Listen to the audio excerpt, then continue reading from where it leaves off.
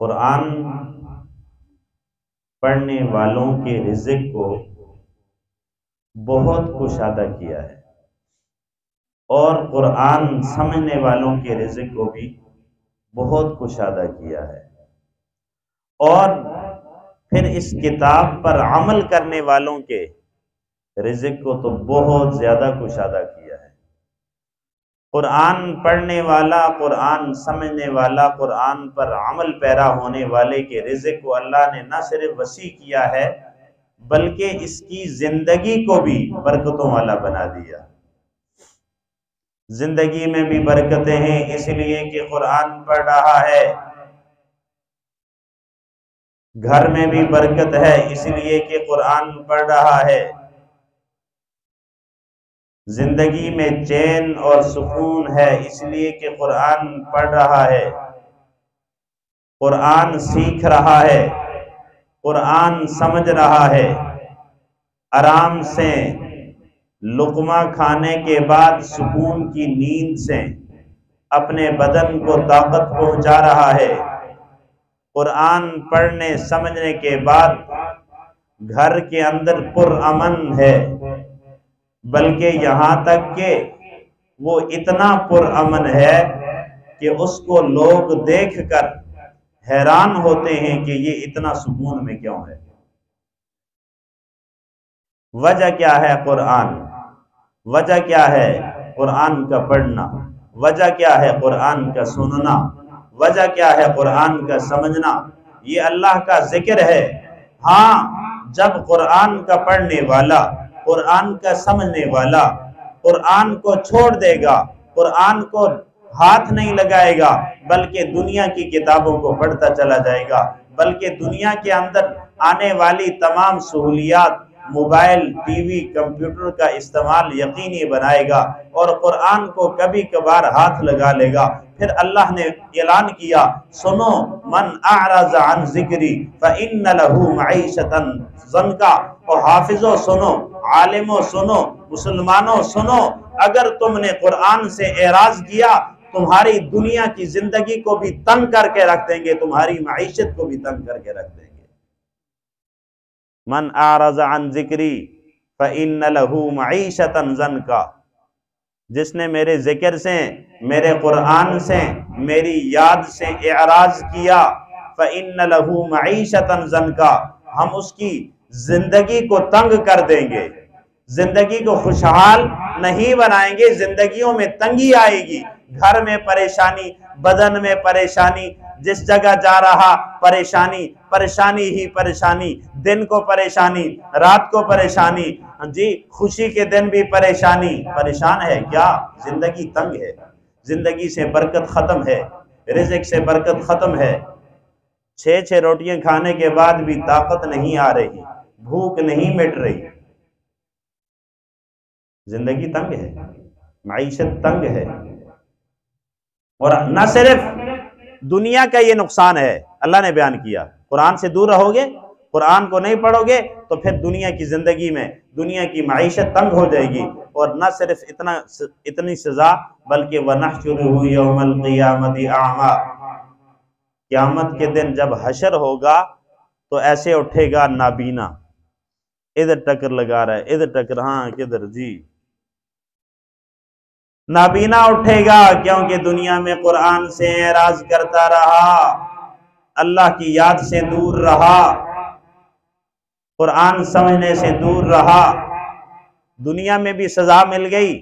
اب میدان محشر میں سب کی آنکھیں ہیں، لیکن اس حافظ عالم قاری کی آنکھیں نہیں ہیں جو دنیا میں قرآن سے دور بھاگتا تھا، اس مسلمان کی آنکھیں نہیں ہیں جو قرآن نہیں پڑھتا تھا، نہیں سمجھتا تھا، نہیں سیکھتا تھا، جو ذکر نہیں کرتا تھا، اللہ کو یاد نہیں کرتا تھا، اس کی آنکھیں نابینا ہے، اعمیٰ۔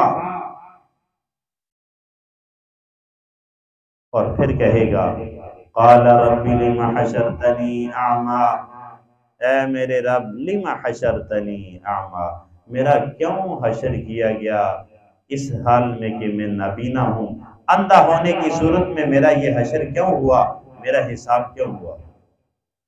قال، اللہ فرمائیں گے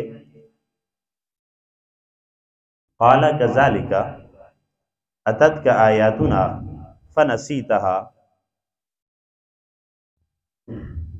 آپ کے پاس قرآن آیا تھا، آپ کے پاس میری آیات آئی تھی، میری نشانیاں آئی تھی، میرا کلام آیا تھا، تو نے اس کو بھی بھلا دیا تھا نا۔ وَكَذَلِكَ الْيَوْمَ تُنْسَى، آج ہم بھی تجھے بھلا رہے ہیں، آج ہم تجھے بھلا رہے ہیں۔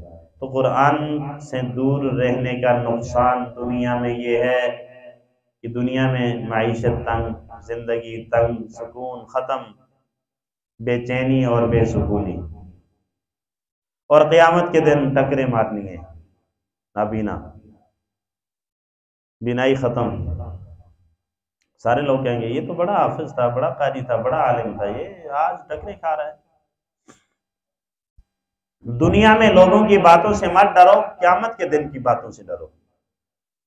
جب تولیں گے عمل سب کے میزان پر، تب کھلے گا کہ کھوٹا کھرا کون ہے۔ یہاں آپ کسی کو گنہگار کہہ سکتے ہو، کہتے رہو، کسی کو نیک کہہ سکتے ہو، یہ تمہارا گمان ہے، لیکن قیامت کے دن فیصلہ ہوگا کون نیک ہے کون برا ہے۔ اب پتہ چلے گا کون نیک ہے کون برا ہے۔ اس دن سے ڈرو، آج سے اس عمر میں، بچپن میں اللہ سے ڈرنے کی عادت بناؤ، خوف خدا کو دل میں بٹھاؤ۔ ہر وقت دیکھنے والی ذات کون سی ذات ہے؟ ذرا زور سے بولو، شور سے بولو، سوچ کے بولو، سب مل کر بولو۔ ہر وقت دیکھنے والا کون؟ ہر وقت سننے والا کون؟ تو پھر وہ دیکھ رہا ہے۔ آپ قرآن پڑھ رہے ہو تب بھی دیکھ رہا ہے، آپ قرآن کھول کے کرکٹ کی باتیں کر رہے ہو تب بھی دیکھ رہا ہے، آپ قرآن کھول کے دنیا کی باتیں کر رہے ہو اللہ تب بھی دیکھ رہا ہے، تب بھی سن رہا ہے۔ تمہارے دماغ میں، دل میں کیا کھٹک رہا ہے اللہ اسے بھی سنتا ہے۔ تم کیا جھوٹ بولنے لگے ہو، جھوٹ بول رہے ہو، اللہ اس کو بھی جانتا ہے۔ اور بخاری شریف کی آخری روایت کے اندر آتا ہے کہ اللہ ایک قیامت کے دن ان اعمال کو بھی تلوائیں گے۔ تو پھر ایسا اوقات ہوتا ہے نا کہ جھوٹ بول لو، اپنی ماں سے، اپنے باپ سے، اپنے بھائی سے، اپنے استاد ٹیچر سے جھوٹ بول لو، کیا ہو گیا، کیا پتہ چلتا ہے؟ بخار تھا جی، کھانسی تھی، نزلہ تھا، وہ میں دوائی لینے گیا تھا، وہ میں نے جوتے لینے تھے، فلاں پانا۔ یہ تولا جائے گا، یہ ایسے نہیں ہے، یہ تولا جائے گا، وزن کیا جائے گا۔ بات سمجھ آ رہی ہے آپ کو؟ وزن کیا جائے گا۔ قرآن پڑھو، اللہ نے آپ کو کبھی بھی بھوکا نہیں مارنا، صحیح ہے؟